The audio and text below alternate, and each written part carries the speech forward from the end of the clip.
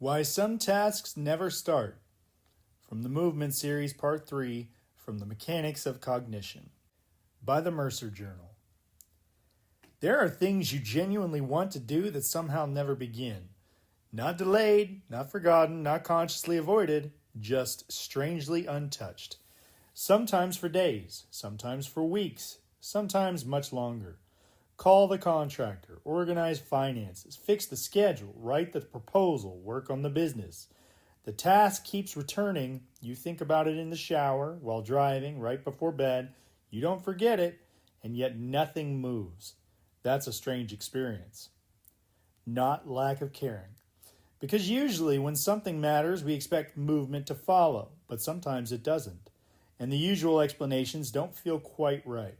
Laziness, lack of discipline, avoidance, procrastination, those words assume something simple. You don't want to do the thing. But that explanation starts to break when you notice something important. Sometimes you genuinely want it done.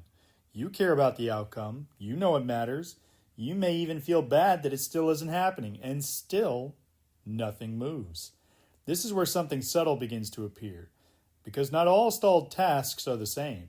Sometimes you know exactly what needs to happen and avoid it anyway. That's one kind of problem. But sometimes something different is happening. The task never fully engages the system in the first place. It stays abstract, vague, heavy, present but strangely unusable. And many of those tasks share something in common. They lack shape. Fix the business. Okay, how? Figure out finances. What first? Get organized. Where do you even begin? The problem often isn't emotional, it's mechanical.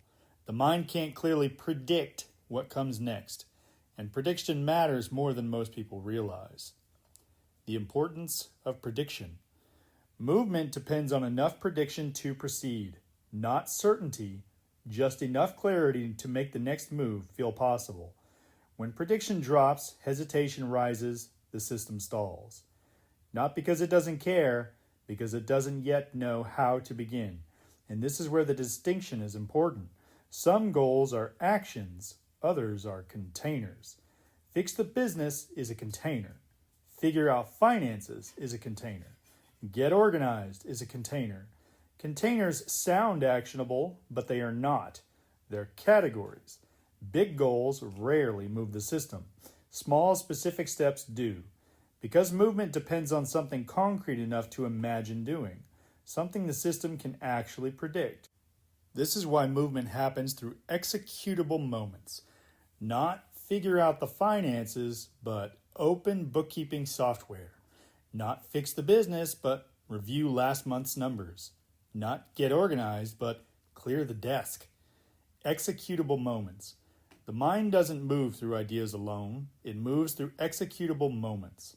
And when the shape is missing, something strange happens. The task feels heavy before effort even begins. You haven't done anything yet, and somehow it already feels exhausting. Why? Because ambiguity creates load. Lack of clarity on the first small steps create friction.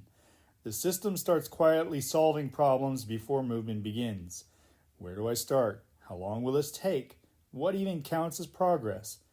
Nothing has happened yet, and already the system is working. The strange weight people feel is often not the work itself, it's unresolved prediction. The task keeps returning because the system hasn't figured out how to move through it. And this is where people often misread themselves. They assume, I must not care enough, or I'm procrastinating again, or I just need more discipline. But often the system never engaged in the first place.